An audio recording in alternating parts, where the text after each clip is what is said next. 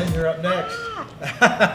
All right. Now, the question I have for you is a great question because it's a question that I think we can answer for all of us, which is the COVID pandemic has presented the real estate industry such both substantial obstacles as well as incredible opportunities. In fact, many of us here has had the best year ever in our career in 2020, despite the pandemic. So can you describe some of the obstacles and challenges you had to overcome in order to keep driving your business forward?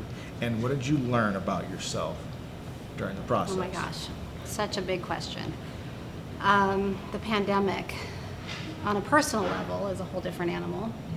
Professionally, real estate is all about relationships. It is. And so it's been extremely challenging to meet with clients and lenders and vendors and professionals while masked and over Zoom, and it's so incredibly impersonal. So I think that's been the biggest challenge with moving my business forward and continuing on during the pandemic, and just dealing with everybody's fears. Yeah, a lot of and fear.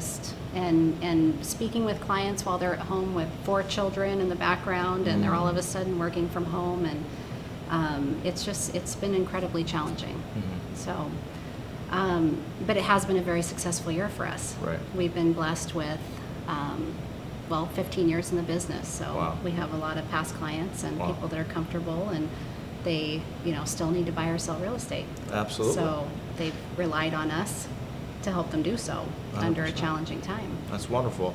Yeah. You really, I mean, we've known each other, known of each other for a while, but just recently when I was starting to assemble this panel, you caught my eye because you had a post on Facebook in which you're getting ready to send out a bunch of thank you gifts.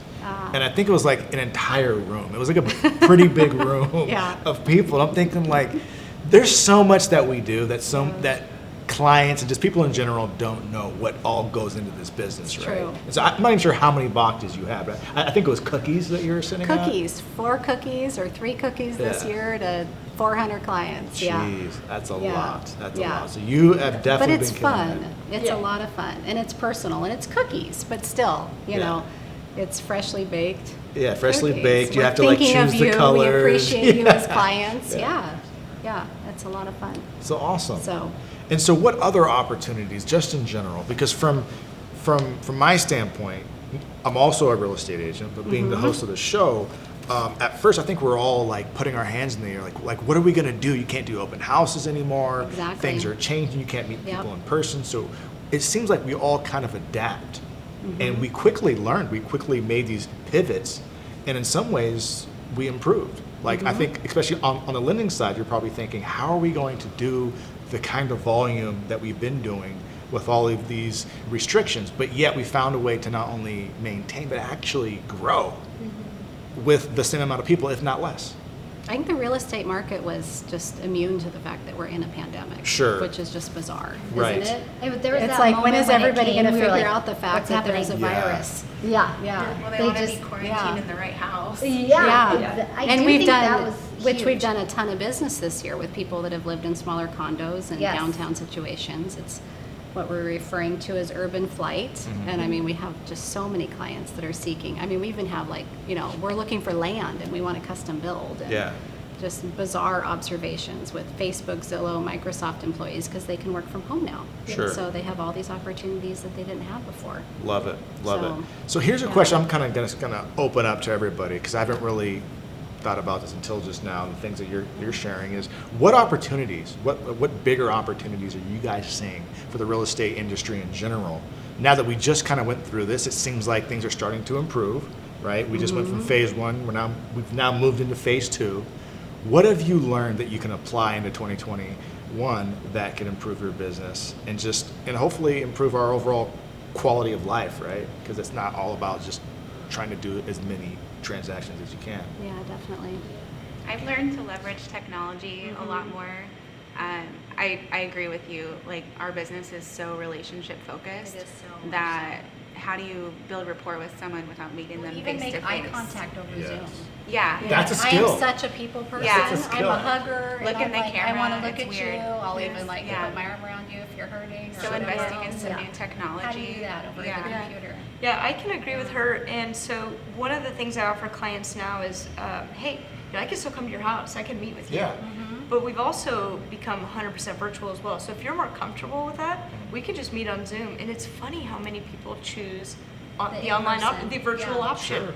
And their response isn't like, hey, we're being safe. It's like, hey, that would work much better for me. Yeah. Because everyone's busy. Totally. And so I feel like as much as we lose that personal touch, I've bought back so much time traveling to Good people's point. homes. And Good so point. I bought myself back hours a day, every day. So That's I think wonderful. that's a good thing. Great point. there's pros and cons Which to it. was but- part of your question originally, Yeah. was I was trying to figure out why I was so much more productive this Yeah. year. Yeah. And I was thinking about it's a time save.